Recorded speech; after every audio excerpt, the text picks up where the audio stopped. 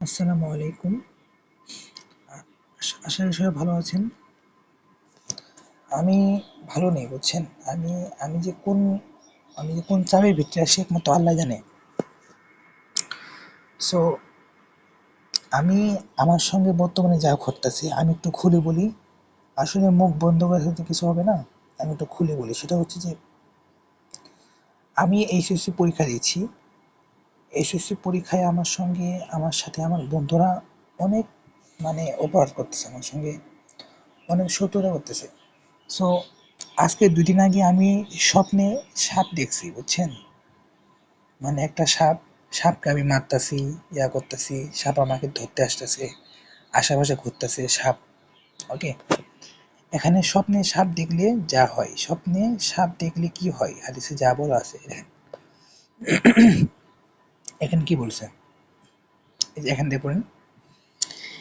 ইবনে সিনা রহমতুল্লাহ আলাইহি এর ব্যাখ্যা অনুযায়ী কেউ যদি স্বপ্নে দেখে যে একটি সাপ তার পিছু পিছু ছুটছে, তাহলে এর অর্থ হলো বাস্তব জীবনে ওই ব্যক্তির শত্রুরা তার ক্ষতি করার বা তার বিরুদ্ধে শত্রুতা করার জন্য উঠে পড়ে লেগেছে।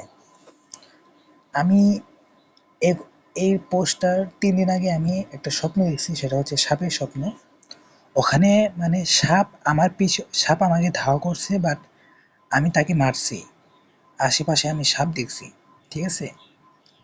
বাস্তব কিন্তু আল্লাহ রসুলের সাহাবীরা যে বলেছেন এগুলো বাস্তব উদাহরণ।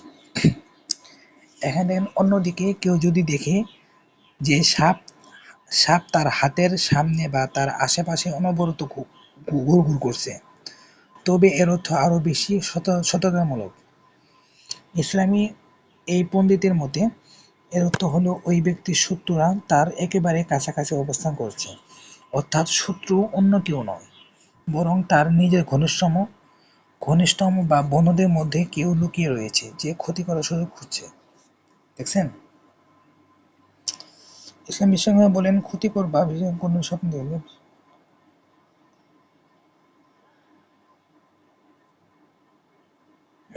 দেখছেন কি বলছেন, আল্লাহর কাছে বেশি চাইতে হবে। আল্লাহ যদি আমাকে থেকে রক্ষা দান করেন।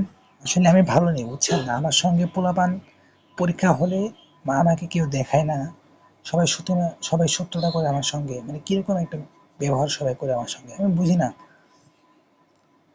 হয়তোবা এই দিন থাকবে না ইনশাল্লাহ। আমার জন্য সবাই দোয়া করবেন, কেউ যদি আমার সাথে শত্রুতা না করে।